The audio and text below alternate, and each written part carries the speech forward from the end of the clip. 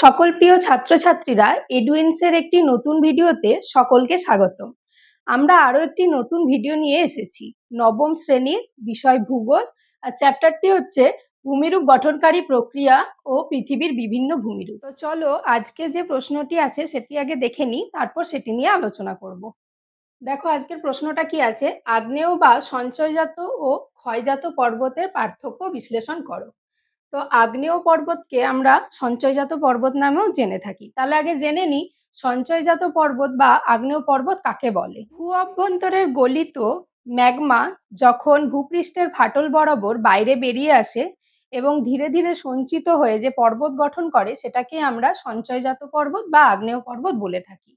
আর ক্ষয়জাত পর্বত কোনটাকে বলে দেখো, উঁচু পর্বত বা মালভূমি যখন হিমবাহ, নদী বা বায়ুর ক্ষয়কার্যের ফলে যখন নিচু হতে থাকে তখন তাকে বলবো আমরা ক্ষয়জাত পর্বত। তাহলে চলো এই দুটো পর্বতের পার্থক্য দেখে নিই। দেখো আমি লিখেছি প্রথমে উৎপত্তি, কিভাবে সঞ্চয়জাত পর্বত আর ক্ষয়জাত পর্বতের উৎপত্তি ঘটেছে।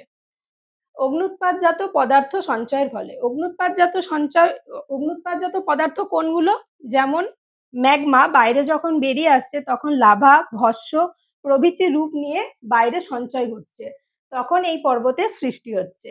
আর ক্ষয়জাত পর্বত কিভাবে দেখো উৎপত্তি হচ্ছে, প্রাকৃতিক শক্তি। আমরা প্রাকৃতিক শক্তি বলতে কোনগুলোকে বুঝি, নদী, হিমবাহ, বায়ুর ক্ষয়কাজ, এইগুলোর ফলে ক্ষয়জাত পর্বতের সৃষ্টি হচ্ছে। তাহলে উৎপত্তিটা কিভাবে হলো বোঝা গেছে। এরপরে দেখো শক্তি, কোন শক্তির ফলে সঞ্চয়জাত পর্বত আর ক্ষয়জাত পর্বতের সৃষ্টি হচ্ছে। ভূ অভ্যন্তরীণ শক্তির ফলে সঞ্চয়জাত পর্বতের সৃষ্টি হচ্ছে। কি লিখেছি দেখো আমি, ভূ অভ্যন্তরীণ শক্তি এই পর্বত সৃষ্টির জন্য দায়ী। তাহলে সঞ্চয়জাত বা আগ্নেয় পর্বত কিভাবে সৃষ্টি হচ্ছে, ভূ অভ্যন্তরীণ শক্তি, অর্থাৎ ভূপৃষ্ঠের ভেতরে যে শক্তিটা থাকে যেটা আমরা চোখে দেখতে পাই না, সেই শক্তির ফলে কিন্তু সঞ্চয়জাত পর্বতের সৃষ্টি হচ্ছে। এরপর দেখো ক্ষয়জাত পর্বত কিভাবে সৃষ্টি হচ্ছে, বহির্জাত শক্তি। আমরা আগেই বলেছি বহির্জাত শক্তি অর্থাৎ ভূপৃষ্ঠের ওপরে কি কি হয়, যেমন নদী, বায়ু, হিমবাহ প্রভৃতি যখন ক্ষয়কাজ করছে তখন এই ক্ষয়জাত পর্বতের সৃষ্টি হচ্ছে। এর পরের পয়েন্ট দেখো, গঠন প্রক্রিয়া কিভাবে গঠিত হচ্ছে, আগ্নেয় পর্বত বা সঞ্চয় পর্বতটা কিভাবে গঠিত হচ্ছে। দেখো আগ্নেয়গিরি থেকে নির্গত লাভা, পাইরোক্লাস্ট সঞ্চিত হয়ে পর্বত গঠন করছে। যখন আগ্নেয়গিরির অগ্নুৎপাত হচ্ছে তখন বাইরে কি বেরিয়ে আসে, ম্যাগমাটা লাভা রূপে বেরিয়ে আসে এবং ওই লাভা তার সঙ্গে বিভিন্ন ভস্ম ও এই পাইরোক্লাস্ট প্রভৃতি সঞ্চয় করে, অর্থাৎ জমে জমে তৈরি হচ্ছে সঞ্চয়জাত পর্বত। যেহেতু জমে বা সঞ্চিত হয়ে তৈরি হচ্ছে তাই এর নামটা হয়েছে সঞ্চয়জাত পর্বত। এরপর দেখো ক্ষয়জাত পর্বতটা কিভাবে হচ্ছে, সঞ্চিত কঠিন ও নরম শিলা ক্ষয়প্রাপ্ত হয়ে। আচ্ছা, আগের থেকে যেটা সঞ্চয় হয়ে থাকছে সেখানে কিছু কিছু শিলা নরম এবং কিছু শিলা থাকে কঠিন, তো এই দুই ধরনের শিলা ক্ষয় পেয়ে অর্থাৎ ক্ষয়ে গিয়ে তৈরি হচ্ছে ক্ষয়জাত পর্বত। পরের পয়েন্ট দেখো শিলাটা কি শিলা দিয়ে তৈরি, অ্যাকচুয়ালি আগ্নেয় পর্বত বা সঞ্চয়জাত পর্বত বা ক্ষয়জাত পর্বতটা কোন শিলা দিয়ে তৈরি। তো দেখো সঞ্চয়জাত পর্বতটা আগ্নেয় শিলা, আমরা জানি আগ্নেয়গিরির অগ্নুৎপাতের ফলে গঠিত, তাই এটা আগ্নেয় শিলা দিয়ে তৈরি। আর ক্ষয়জাত পর্বতটা কোন শিলা দিয়ে তৈরি, দেখো আগ্নেয় ও রূপান্তরিত শিলা। আগ্নেয় শিলা তো আছে, সঙ্গে রূপান্তরিত শিলা দিয়েও কিন্তু ক্ষয়জাত পর্বতটা তৈরি হচ্ছে। এরপর দেখো বয়স, অর্থাৎ সঞ্চয়জাত পর্বতের বয়স কিরকম। সঞ্চয়জাত পর্বতগুলো বয়সে নবীন হয় অর্থাৎ নতুন হয়। তাহলে কি বললাম, আগ্নেয় পর্বত বা সঞ্চয়জাত পর্বতগুলি বয়সে নবীন হয়, নতুন হয়। ঠিক একইভাবে ক্ষয়জাত পর্বতগুলো কিন্তু বয়সে প্রাচীন বা পুরাতন হয়। তারপরে দেখে নাও পরের পয়েন্ট, আকৃতি কেমন দেখতে হয়, শেপটা কিরকম হয়।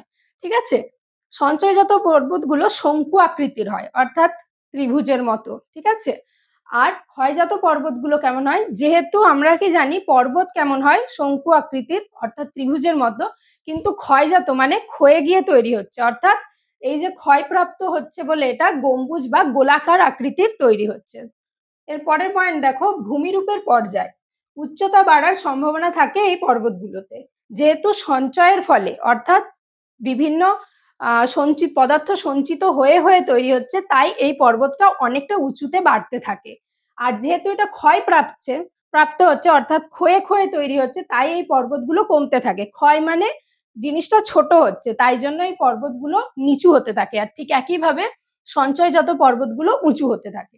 পরের পয়েন্ট দেখো, উদাহরণ। একটা পার্থক্য লিখতে গেলে সবসময় মনে রাখবে উদাহরণ দেওয়াটা খুব প্রয়োজনীয়। তাহলে সঞ্চয়জাত পর্বতের উদাহরণ কি আছে দেখো, ইন্দোনেশিয়ার ক্রাকাতোয়া, জাপানের ফুজিয়ামা। এই পর্বতগুলো কিন্তু এখনো জীবন্ত পর্বত, অর্থাৎ সুপ্ত অবস্থায় নেই, তাই এগুলো থেকে এখনো পর্যন্ত কিন্তু লাভা ম্যাগমা বাইরে বেরিয়ে আসে। তাই এই পর্বতগুলো দেখো এখনো সঞ্চয়ের ফলে গঠিত হচ্ছে, ধীরে ধীরে সঞ্চয়ের ফলে গঠিত হচ্ছে বলে এইগুলো হচ্ছে ইন্দোনেশিয়ার ক্রাকাতোয়া, জাপানের ফুজিয়ামা, এগুলো সঞ্চয়জাত পর্বতের উদাহরণ। ঠিক একইভাবে ক্ষয়জাত পর্বতের উদাহরণ দেখো, আমাদের ভারতের আরাবল্লী ও বিন্ধ্য, এগুলো কিন্তু ক্ষয়জাত পর্বতের উদাহরণ। শেষে আমি দুটো চিত্র এঁকেছি দেখো, এটা হচ্ছে সঞ্চয়জাত পর্বতের চিত্র। এখান থেকে এই যে ভূ অভ্যন্তরের ভেতর থেকে লাভার ম্যাগমাটা বাইরে বেরিয়ে আসছে, এটা হচ্ছে জ্বালামুখ, এই জ্বালামুখের মাধ্যমে বাইরে বেরিয়ে আসছে ম্যাগমাটা। ঠিক এইগুলোর আশেপাশে যখন জমা হচ্ছে স্তূপে স্তূপে বা একটার উপর একটা লেয়ার দিয়ে, তখন এই সঞ্চয়জাত পর্বতের তৈরি হচ্ছে। আর ক্ষয়জাত পর্বতটা ক্ষয়ে গিয়ে তৈরি হচ্ছে বলে দেখো, এটা পাহাড়টা আগে এটা ছিল, এই যে উপরের অংশটা দেখছো এটা আগে ছিল, বায়ু নদী হিমবাহের ক্ষয়কার্য হয়েছে এটার উপর দিয়ে, তাই এটা ক্রমশ নিচু হয়ে গিয়েছে। প্রারম্ভিক অবস্থার পৃষ্ঠদেশ মানে প্রথমে এটা ছিল, বর্তমানে এটার অবস্থা। তো এই ছিল আজকের প্রশ্নের বিষয়বস্তুর আলোচনা। তোমাদের কেমন লাগলো অবশ্যই জানাবে। আর এই চ্যাপ্টারটি সংক্রান্ত যদি কোনো প্রশ্ন থেকে থাকে তাহলে অবশ্যই কমেন্টে জানাবে, আমি এটা উত্তর দেওয়ার বা আলোচনা করার চেষ্টা করব। আরও এই ধরনের শিক্ষামূলক ভিডিও পেতে আমাদের ইউটিউব চ্যানেল এডুইন্সকে সাবস্ক্রাইব করুন এবং ফেসবুক পেজটিকে লাইক, ফলো, শেয়ার করুন। ধন্যবাদ।